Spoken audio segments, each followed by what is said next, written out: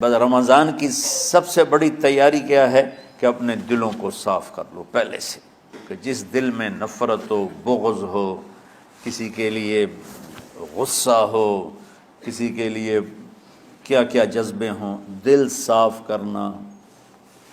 ہمارے گھروں میں روزانہ جھاڑو ہوتا ہے، یہاں مدرسے میں روزانہ صفائی ہوتی کہ نہیں ہوتی؟ چونکہ دنیا کی اصل گندگی ہے تو جھاڑو ہاتھ سے نہیں چھوٹ سکتا۔ حرم شریف میں دیکھا کیسے چاروں طرف خدام پھر رہے ہوتے ہیں برش لے کر، تو دل پہ غبار ایسے آتا ہے جیسے صحن میں غبار آتا ہے، دل پہ گندگی ایسے آتی ہے جیسے صحن میں آتی ہے۔ تو ہم نے نظام بنایا ہوا ہے، لوگ وہ کر رہے ہیں، وہ روزانہ جھاڑو دیتے ہیں۔ تمہارا دل ایک آنگن ہے، ایک صحن ہے، اس میں بغض، نفرت، حسد، پتہ نہیں کیا کیا گندگیاں آئیں گی اور آتی رہیں گی۔ بچوں ایک کام کرو، جھاڑو پکڑ لو، صاف کرو۔ یا اللہ معاملہ تجھ سے کرنا ہے، لوگوں سے نہیں۔ کسی نے برا کہا، کسی نے غیبت کی، کسی نے گالی دی، کسی نے دھکا دیا، کسی نے حق مارا، کسی نے کچھ کیا، یا اللہ تیرے سپرد میں نے اپنے دل کو سب سے صاف کیا، میں نے اپنے دل کو سب سے صاف کیا۔ یہ اتنی بڑی عبادت ہے کہ بڑے بڑے نفلوں والے، تہجد والے، حج عمرے روزے والے تمہیں نہیں پکڑ سکیں گے، کیونکہ اس کا کرنے والا دنیا میں کوئی نہیں۔ نفل پڑھنے والے تو بے شمار ہیں، عمرے کرنے والے بے شمار ہیں، علماء بے شمار ہیں، حاجی بے شمار ہیں، سخاوت کرنے والے بے شمار ہیں، لیکن اس ٹکڑے کو صاف کرنے والا لاکھوں میں ایک بھی نہیں ہے۔ مشکل کام ہے، آپ یہ سیکھ لیں، صاف کرو، صاف کرو، صاف کرو۔ یہ رمضان کی سب سے بڑی تیاری اور علم کو حاصل کرنے کی سب سے بڑی چابی ہے کہ اپنے دل کو کھلا کر لو۔ کوئی چیز خالی ہوگی تو کچھ آئے گا۔ جس دل میں بغض بھرا ہو، نفرت بھری ہو، حسد بھرا ہو، کینہ بھرا ہو، اس میں خاک آئے گا، اس میں تو علم کی ایک کرن بھی نہیں آئے گی۔ اس زبان سے چاہے جتنے مرضی موتی بکھیرے، دل اس کا اندھا ہوگا۔ لا تعمى الابصار ولكن تعمى القلوب التي في الصدور۔ یہ آنکھوں سے اندھے نہیں، دل سے اندھے ہیں۔ تو بچوں اپنے دل کو صاف کرنا سیکھو۔ وہ کتنی مشہور حدیث ہے، آپ نے کہا اس دروازے سے ایک جنتی آ رہا ہے، تو ایک انصاری صحابی داخل ہوئے، جوتا ہاتھ میں، داڑھی میں وضو کا پانی۔ اگلے دن اس دروازے سے ایک جنتی آ رہا ہے، تو ایک صحابی آئے، ہاتھ میں جوتا، داڑھی میں وضو کا پانی۔ وہی صحابی اگلے دن اس دروازے سے ایک جنتی آ رہا ہے، تو وہی صحابی 3 دن جنت کی بشارت لی۔ اس صحابہ کی جماعت میں ایک شخص ہیں جن کا نام ہے عبداللہ بن عمرو بن عاص۔ ان سے بڑا عبادت گزار صحابہ میں کوئی نہیں تھا، نہ سابقین میں نہ متاخرین میں، نہ پہلوں میں نہ بعد والوں میں۔ ان کی عبادت کیا تھی؟ ساری رات جاگنا، سارے دن کا روزہ، اور ایک ختم قرآن صبح سے شام تک۔ اتنی اللہ نے طاقت دی تھی۔ پھر وہ غلو والی بات آ گئی، ایکسٹریم ہونے والی بات آ گئی۔ ان کی شادی والی رات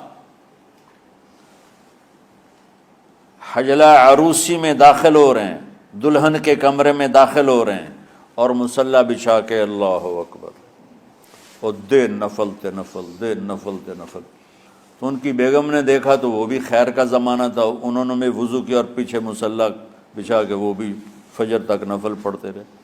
صبح ہوئی تو حضرت عمرو بن عاص رضی اللہ عنہ نے پوچھا، بیٹی رات کیسی گزری؟ کہا جی ماشاءاللہ آپ کے بیٹے تو بڑے عبادت گزار ہیں، ساری رات نفلوں میں ہی گزری۔ تو وہ ان کو شکایت کر دی۔ حضرت عمرو بن عاص کو اتنا غصہ چڑھا، بیٹے کو تو کچھ نہیں کہا، کتنی حکمت کی بات ہے، سیدھے گئے اللہ کے نبی کے پاس، یا رسول اللہ یہ عبداللہ دیکھیں کیسا نادان ہے، اس کی شادی کی ساری رات نفل پڑھتا رہا۔ تو آپ کہتے ہیں ماشاءاللہ ماشاءاللہ کتنی بڑی بات ہے۔ نفلوں میں گزر گئی، رات بھی نفلوں میں گزر گئی۔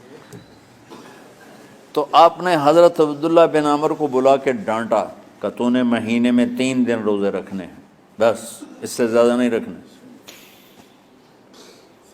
اور ہفتے میں 1 قرآن ختم کرنا ہے۔ کہا یا رسول اللہ میرے اندر طاقت زیادہ ہے۔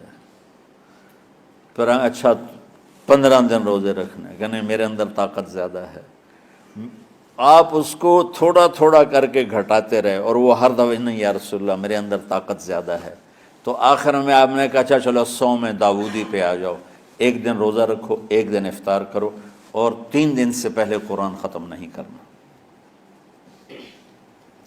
تو آپ نے اس کو پیچھے کیا۔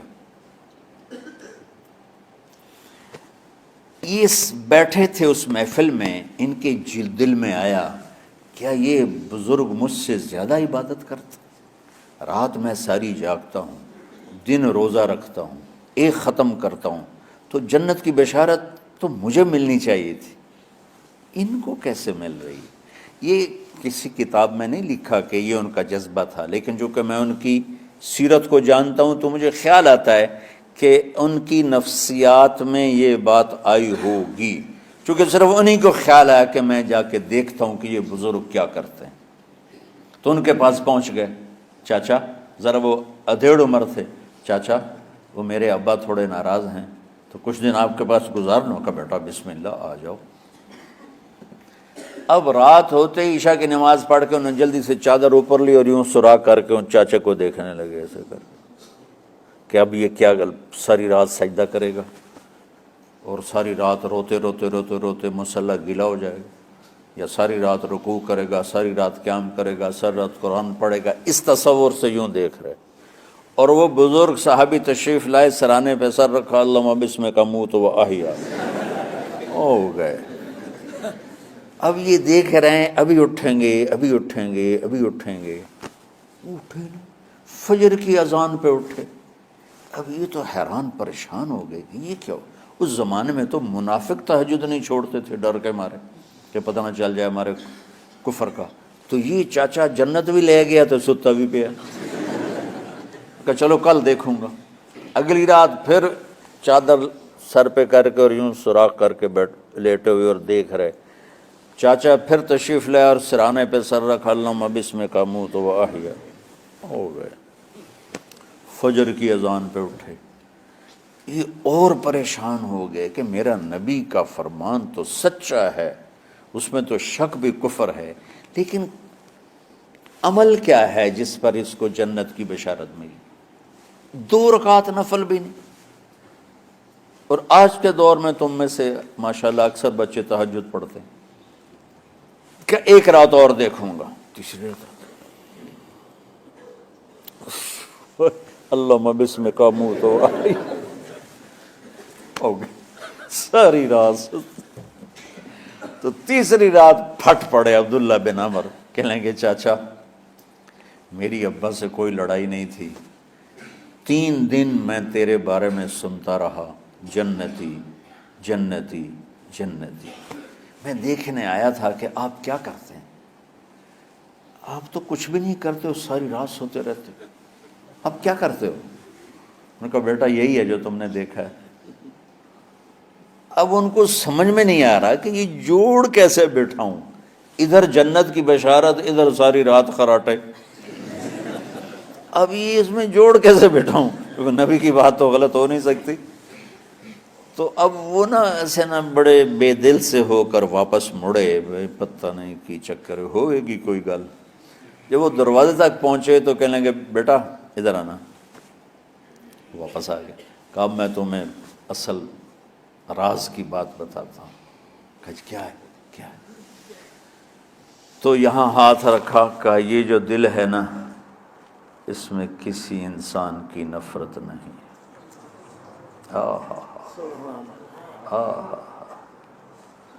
اور جب اللہ کسی کو رزق دیتا ہے، عزت دیتا ہے، مجھے کبھی حسد نہیں ہوا، مجھے خوشی ہوتی۔ تو عبداللہ بن عمر نے کہنا تھا ہاں یہ بات ہے، نہیں، انہوں نے کہا ہاذا ہوا، اچھل کے کہنے لگے ہاذا ہوا، ہاں ہاں ہاں ہاں یہی ہے یہی ہے یہی ہے۔